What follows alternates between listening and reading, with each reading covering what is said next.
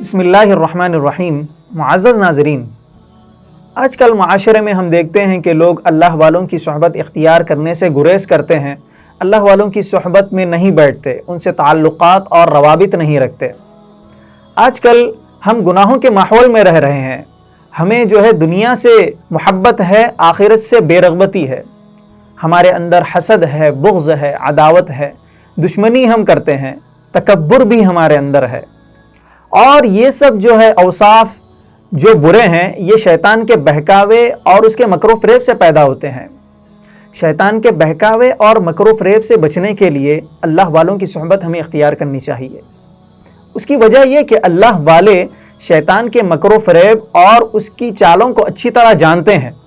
سال ہا سال عبادتیں کر کے، ریاضت کر کے اپنے نفس کو مضبوط کر چکے ہوتے ہیں، وہ شیطان کی چالوں کو سمجھتے ہیں اور پھر وہ گناہوں سے بچنے پر قدرت رکھتے ہیں۔ معزز ناظرین،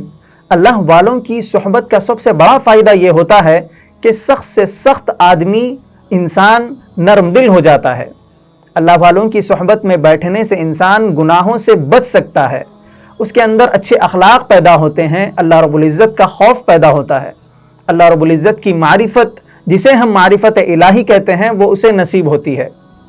اللہ والوں کی صحبت اختیار جب انسان کر لیتا ہے، اس کے بعد دنیا میں وہ چاہے کہیں بھی چلے جائے، اس کے بعد اسے اللہ رب العزت کا خوف دل میں بیٹھا رہے گا، اللہ رب العزت کی معیت اس کے ساتھ رہے گی۔ چنانچہ اللہ رب العزت بھی قرآن کریم سورۃ التوبہ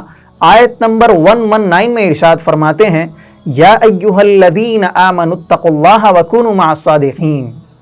اس آیت کا مفہوم یہ ہے، اللہ رب العزت فرمانا چاہتے ہیں کہ اے ایمان والو، اللہ رب العزت سے ڈرتے رہو، اور پھر اس کے بعد فرمایا کہ سچوں کے ساتھ رہو۔ یہاں اس آیت میں مراد سچوں کے ساتھ اللہ والے اور بزرگان دین ہیں،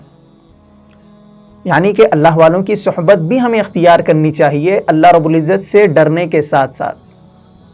اسی طرح مشکات المصابیح کی ایک حدیث میں نقل کیا گیا ہے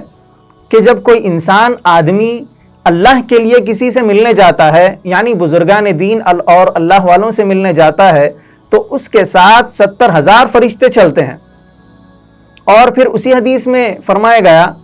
کہ جو فرشتے اس کے ساتھ چلتے ہیں اس شخص کے لیے دعا کرتے ہیں جو اللہ رب العزت کے لیے کسی سے ملنے جاتا ہے کہ یا اللہ،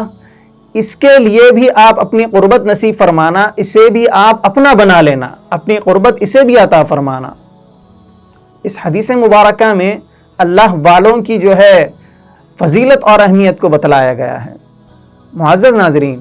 اللہ والوں کی صحبت اختیار کرنا، ان سے تعلقات قائم کرنا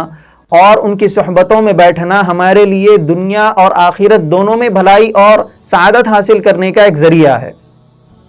میں ایک شعر آپ کو سناتا چلوں، اس کے بعد اپنی بات ختم کرتا ہوں۔ نہ کتابوں سے نہ وعظوں سے نہ زر سے پیدا ہوتا ہے دین، بزرگوں کی نظر سے پیدا۔